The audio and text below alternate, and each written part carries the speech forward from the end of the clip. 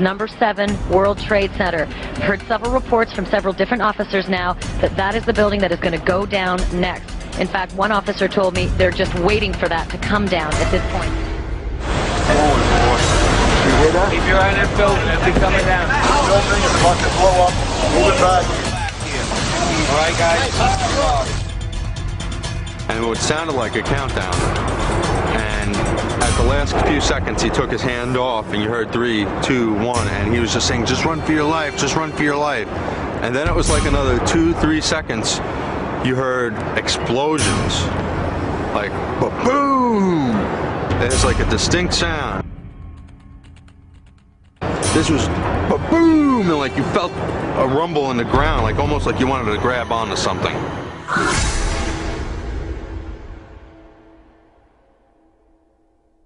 According to Larry Silverstein, on the morning of September 11, 2001, he attended an appointment with a dermatologist. Where were you on September 11th? I was home. And the only reason I wasn't where I was every morning subsequent to the 26th day of July, my mornings were spent usually at a breakfast meeting at Windows, an 8 o'clock breakfast meeting, Windows, the top of it, and then going down to visit with my tenants, my new tenants, at the Trade Center, getting to know them, understanding their problems and so forth, ascertaining how we could service their needs better, which is one of the first things you do when you acquire a property. You begin to meet your tenants and start talking with them. And so my mornings were spent at the Trade Center, and then by noon I was back uptown. And so that particular morning, because I have light-colored hair and fair skin, and I'm an annuity to the dermatologist, my wife, God bless her, had made an appointment for me at the doctor. And I remember dressing to go to the doctor. And finally saying to my wife, I said, "Sweetheart, I've got so much to do downtown. I got to cancel this. I've got to go downtown." And she said, "You're not going to cancel this appointment. You're going to the dermatologist." And, having been married now to the same woman for 46 years, you get this sense of determination on occasion, their voices. And I said, okay, yes, dear, I'll go. And then just minutes later, received a telephone call to turn on a television set and witnessed this horrendous circumstance. The first plane hitting, and then the second plane hitting. Of course, with the second hit, it became obvious that this was terrorism.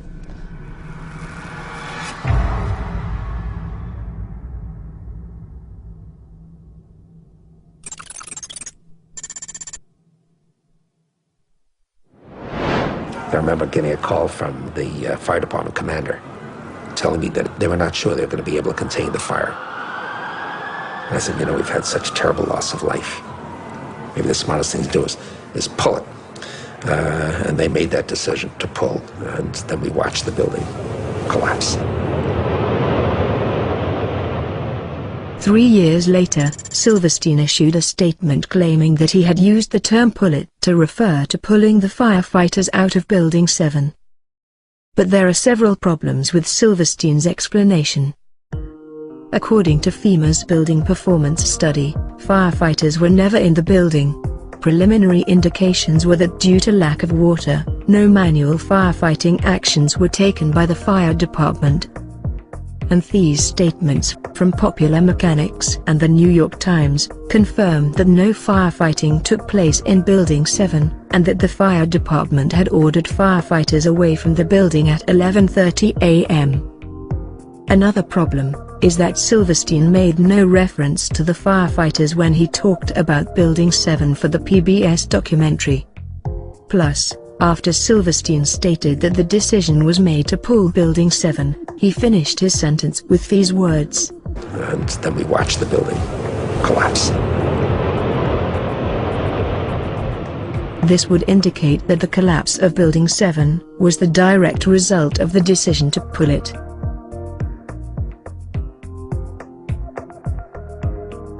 As a successful property developer, Silverstein would have gained considerable experience in hiring contractors to carry out controlled demolition of buildings. It's reasonable to assume that he would be aware that the term pull is often used by demolition experts to refer to bringing a building down. For example, here's Ground Zero's post-disaster wrecking crew talking about preparing to demolish Building 6.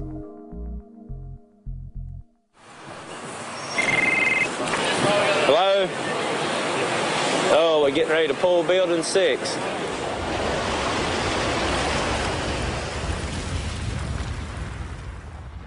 When referring to Building 7, it was Silverstein who suggested that the smartest thing to do was to pull it. I said, you know, we've had such terrible loss of life. Maybe the smartest thing to do is pull it. And because Silverstein has more knowledge of controlled demolition than he does of firefighting, it is reasonable to assume that he was referring to pulling the building down. In an article titled "Shame on Jesse Ventura," Fox News journalist Jeffrey Shapiro confirms that Larry Silverstein had controlled demolition on his mind on September the 11th. And it was no secret to police and others on the ground that day.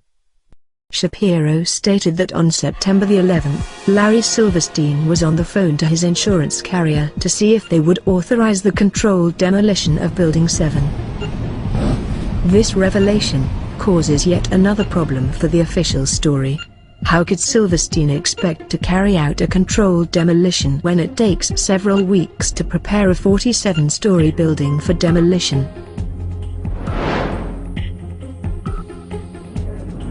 Now, here we're going to show you a videotape of the collapse itself. Describe that. Now we go to videotape, the collapse of this building.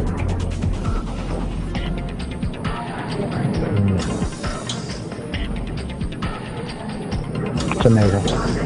Amazing, incredible, pick your word. For the third time today, it's reminiscent of those pictures we've all seen too much on television before, when a building was deliberately destroyed by well-placed dynamite to knock it down.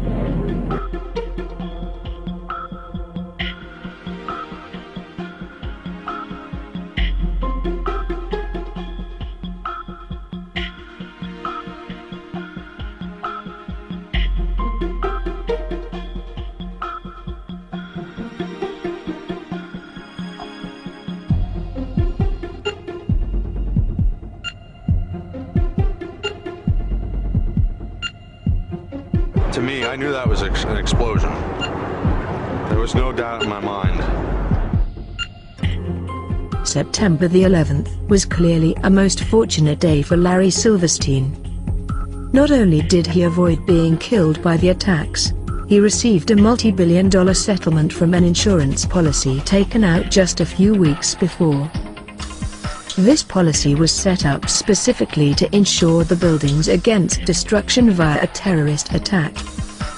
This was particularly fortunate, considering the fact that Silverstein was having difficulty in finding new tenants to occupy the buildings at the Trade Center. And it was also particularly fortunate, considering that Silverstein had faced the $1 billion requirement of having to remove the illegal asbestos from every steel beam in the Twin Towers. So, if Larry Silverstein's story is true, then he must surely be the luckiest man alive today.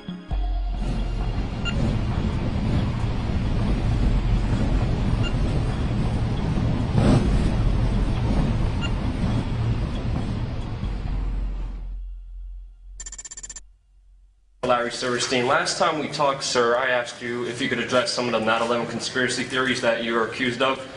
Sadly, your response has actually invited more of them. I mean, for the record, everybody knows your infamous comments on PBS where you said pull Building 7 on 5/25 on the day of 9/11. Your official response was that it was the firefighters.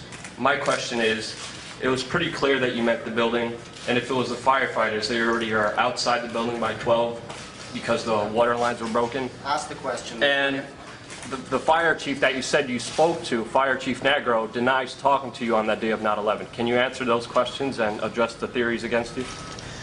I suggest to everybody's consideration that we all look at the thousands of pages of testimony that have been rendered in the many years since 9/11.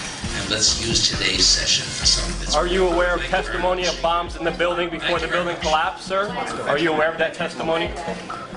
Sir, there's testimony by Mayor Jennings. Sir, you don't have to touch me. Listen, I'll walk away. All I'm asking is a question. I don't have to be kicked out. It's a legitimate question. You don't have to put your hands on me. But all I'm saying is, no, I'm not. I'm here asking. The question was not answered. That's why I have a grievance. Larry Silverstein was told not to come into work. That's why him, his daughter, and his son never showed up to work on 9/11. He put an insurance policy on the buildings. Reporters, do your job, please. Ask some questions. Ask some questions.